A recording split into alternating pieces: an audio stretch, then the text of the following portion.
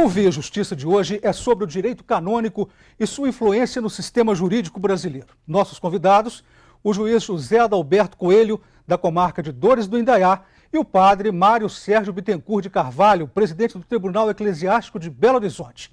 Numa parceria da TV Assembleia com a Magis, a Associação dos Magistrados Mineiros, o Via Justiça está começando.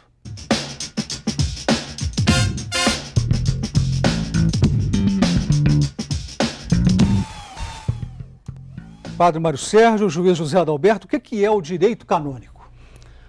Qualquer instituição, para se firmar, ela precisa de uma justificação e de uma estrutura ou superestrutura jurídica. E a Igreja Católica, e isso há muitos séculos, teve necessidade de regras, de normas, de decretos, e chegou um tempo em que isso ficou compilado e nasceu aí o direito canônico. Cânon significa regra.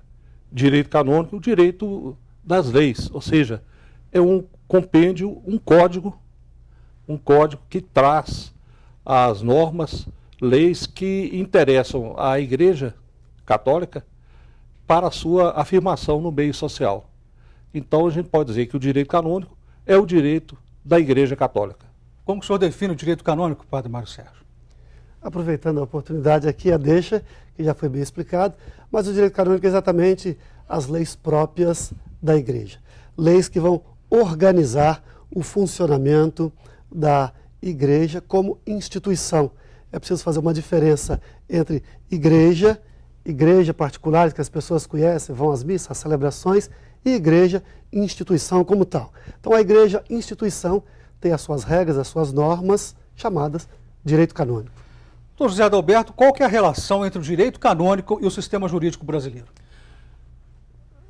É muito interessante notar que o direito canônico precede o direito comum, para assim dizer, o direito dos povos e de muitos séculos. O direito canônico é muito mais antigo.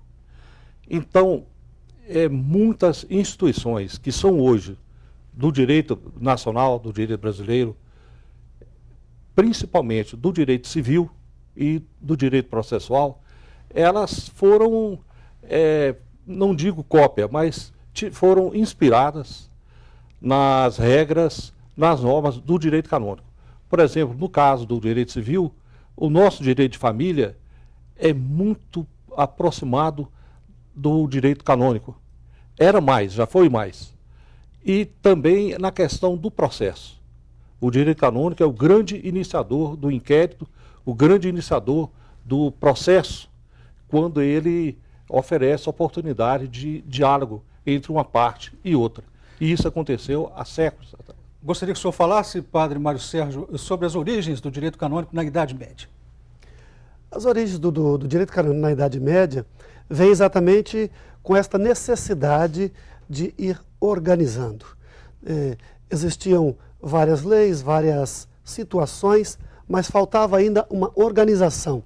Esta organização acontece na Idade Média para exatamente ir começando a formar indicadores que pudessem depois ser consultados posteriormente para facilitar o trâmite de todas as necessidades.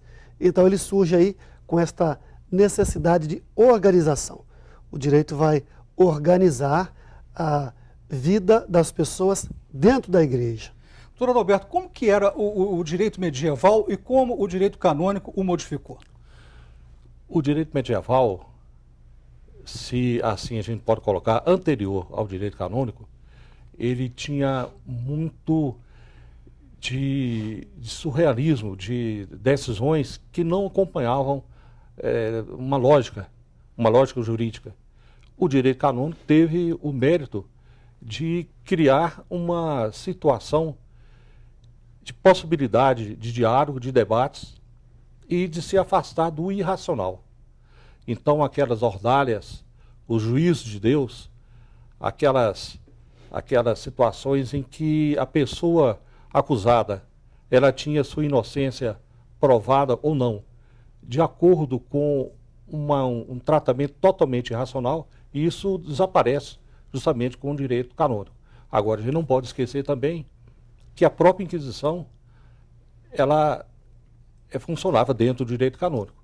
Apesar de possibilitar, teoricamente, defesa ou, teoricamente, o debate, ela se insere também no direito canônico. Mas a Inquisição ela respeitava o direito canônico, Padre Mário Sérgio? A Inquisição seguia as normas e as orientações do direito canônico. A Inquisição precisa ser entendida da seguinte forma: quando surgia alguma acusação de alguém que estava contrário às leis de Deus ou às leis da Igreja, então essa pessoa era inquirida, era investigada, daí a Inquisição.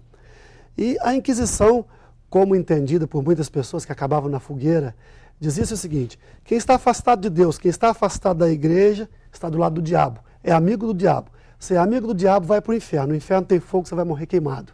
Basicamente, seria isso. Mas existia todo um processo, existia a possibilidade de defesa, existiam as investigações, mas investigações que, às vezes, conduzidas de um modo não tão orgânico, não tão organizado, então sempre ficava devendo a possibilidade da defesa real para o acusado. Doutor Adalberto, o senhor diria que o direito canônico veio regulamentar o poder político e o poder econômico da Igreja? Sem dúvida. A Igreja, nos tempos medievais, era muito diferente do que a Igreja hoje. A Igreja formava um império econômico. Grandes partes das terras, e naquela época, no tempo do feudalismo, o poder vinha da terra, então o poder econômico e o poder político consequente vinha da terra. A Igreja era uma grande proprietária de terras na França, na Alemanha, em vários países europeus. Era a maior proprietária de terra na Alemanha. Tinha praticamente metade das terras cultiváveis. E os mosteiros eram verdadeiros centros de produção, eram centros econômicos. Os mosteiros, lá eles produziam desde livros, que os monges escreviam, até mel, carnes, trigo, porque eram grandes propriedades agrícolas e bem administradas. Então, nesse sentido, o direito canônico foi um instrumento de permanência do poder político e econômico da Igreja, sem se esquecer também do poder espiritual que ela sempre exerceu. E nisso eu pergunto para o Padre Mário Sérgio como que o direito canônico regulamentou o poder espiritual da Igreja. Sim, essa foi o grande significado do direito canônico. Entre o poder temporal e o poder espiritual havia uma lacuna, e o direito canônico vem para mostrar todas as situações civis. Cada cristão, cada fiel continua sendo civil, tendo seus direitos diante do Estado, diante da sociedade, mas também diante da Igreja ele tem responsabilidades, ele tem direitos, tem deveres. Então o direito canônico precisou regulamentar esses direitos e deveres dentro da vida da Igreja, como o fiel deveria se portar neste caminhar. Para a gente encerrar esse primeiro bloco, doutor Adalberto, qual é a relação do direito canônico com as classes sociais? A Igreja, eu me refiro aqui ao período medieval, a Igreja se enquadrava naquela sociedade, daquele tempo, como um dos grandes grupos, que nós tínhamos a nobreza, nós tínhamos o povo trabalhador e tínhamos os clérigos, a Igreja, que de sua vez também se compunha de clérigos simples e de nobres, cardeais, bispos, etc. Então, o direito canônico, é claro que servia também para preservar privilégios, sem dúvida nenhuma. Até hoje, o Código Canônico em vigor, que foi instituído pela Constituição Apostólica Sacra Disciplina Legis de 1983. Com João Paulo II, né? Com Paulo II, que também fez, isso aí eu vou pedir licença ao padre Mário para apresentar, para dizer, que o Código Canônico que nós temos hoje é o código que se refere à Igreja Latina. Há um outro código, que é o Código para as Igrejas Orientais. Vamos falar sobre isso no próximo bloco. Vamos fazer um rápido intervalo e o Via Justiça volta em instantes.